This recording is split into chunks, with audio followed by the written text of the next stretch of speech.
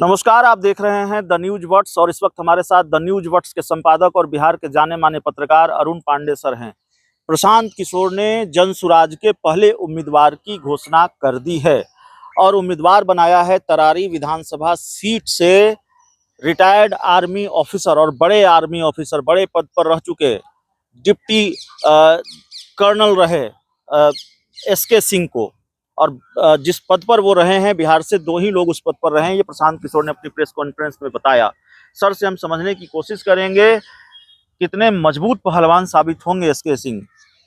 अभी ये तो आप सवाल कर रहे हैं, ऐसा अभी कुश्ती हुई नहीं। आप पहले कितने मजबूत देखिए। एक तो है सेना में फौज, वो lieutenant general vice deputy chief रहे हैं आर्मी के, मिस्टर सिंह, एसके श्री कृष्ण सिंह नाम है उनका पूरा। उसी तरारी के रहने वाले हैं और तरारी में अब उपचुनाव होने जा रहा है। 13 नवंबर को वोटिंग होगी, 23 को रिजल्ट आएगा। तो कितने बड़े पहलवान साबित होंगे, तो 13 का इंतजार करना होगा। रही बात कि प्रशांत किशोर ने अपनी पार्टी से आज पहला उम्मीदवार की घोषणा की है।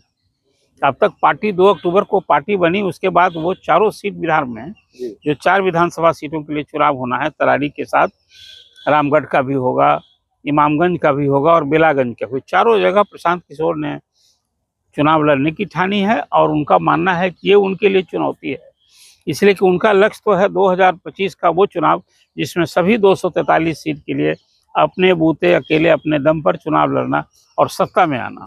और उनका मानना है कि उसमें 200 ऐसे कैंडिडेट होंगे जो इसी तरह से, जो आप आज पहला कैंडिडेट उन्होंने पेश किया है लेफ्टिनेंट जनरल एसके सिंह की तरह, सब औरों से भिन्न होगा उनका कैंडिडेट। मतलब अब तक जो राजनीतिक चेहरा और जो राजनीतिक चेहरों के बाल बच्चे, उसी को लोग देखते रहे हैं।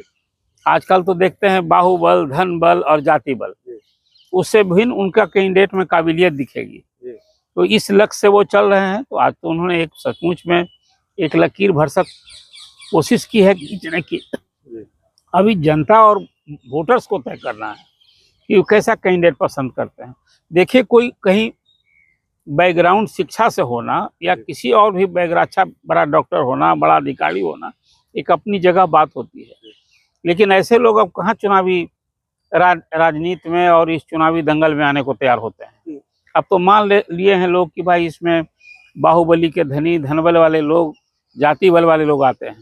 तो प्रशांत किशोर ने आज अपने एक कंस्टिट्यूएंसी से लेफ्टिनेंट जनरल एसके सिंह को उम्मीदवार बना के भरसक के संदेश देने की कोशिश की और बिहार के इस 14 करोड़ मतदाताओं के सामने ये ललकारा है, चुनौती दी है कि आप यदि बिहार बदलना चाहते हैं, अपने माइंडसेट को बदलिए कि बिहार बदला जा सकता है।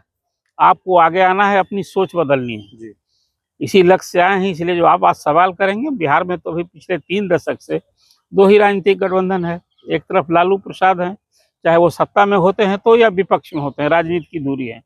दूसरी ओर हैं नीतीश कुमार, जो भाजपा के चेहरा हैं, लालू विरोधी वोट को वो कहीं ना कहीं उसी को इंगित करते हैं, मैनेज करते हैं।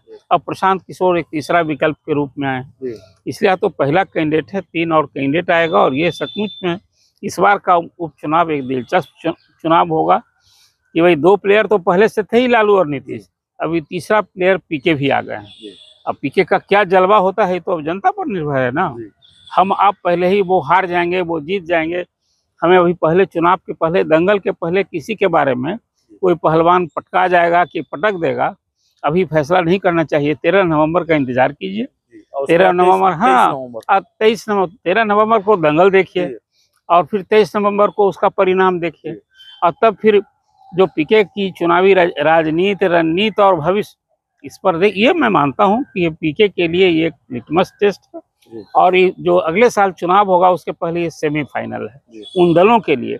इसलिए इसमें 3 सीटें हैं महागठबंधन की, एक तरह से कहिए। एक सीट है सिर्फ एनडीए की, जो जहां से जीताराम मांझी ने सीट खाली की है, इमामगंज की। और प्रशांत किशोर ने ये चारों सीट जीतने का दावा किया है।